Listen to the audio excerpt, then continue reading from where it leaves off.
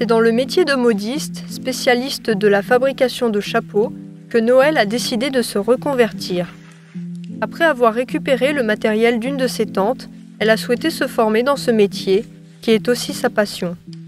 Il y a une vingtaine d'années que j'ai fait ça, mais j'ai fait une formation, parce que ça ne s'apprend pas tout, ça vient pas tout seul, hein.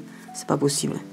Il y a des bases techniques à avoir, et voilà. Et j'ai fait une formation à Paris, au lycée Octave Feuillet, au Greta de la mode. Alors là, il y avait des brodeuses, il y avait des modistes, il y a les... Ah, c'est intéressant, là. Il y a tous les grands couturiers qui viennent se servir en fin de session pour trouver des modistes, des brodeuses de perles. Voilà. Et une fois que vous avez fait cette formation, il faut après aller en plus chez une modiste, dans une entreprise, pour vous faire la main, quoi. Parce qu'en fin de compte, le technique, c'est bien, mais après... Hein, après, il faut y aller. Hein.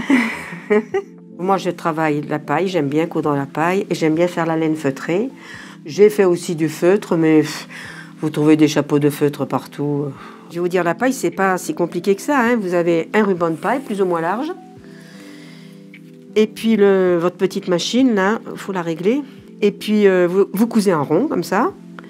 Et puis, c'est la main qui fait ou qui incurve ou qui élargit le truc. C'est que la main. Alors le problème des pailles, je vais vous dire, c'est qu'une fois elle est épaisse, une fois elle est large, une fois elle est mince, elles ne sont pas régulières.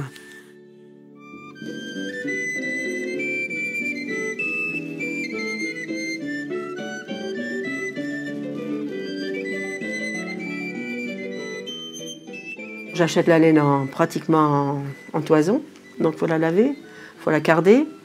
Il faut la carder gros, puis vous la cardez fin. Si vous êtes très très motivé, vous teignez ça en teinture naturelle.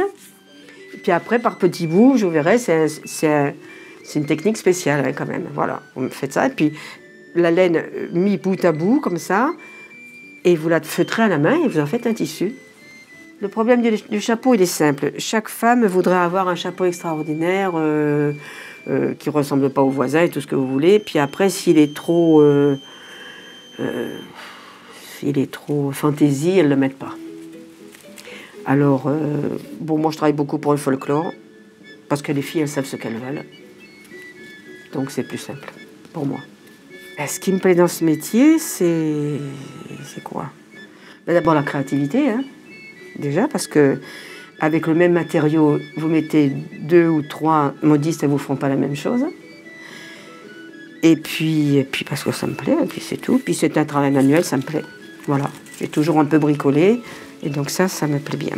C'est pas mon métier, c'est une reconversion, hein. Voilà. Parce que je suis pas née avec, c'est dommage. Ça m'aurait plu de le faire plus tôt, mais j'ai fait ça quand j'ai pu. Voilà, donc c'est un métier de modiste. Et c'est pas courant, mais c'est agréable comme métier.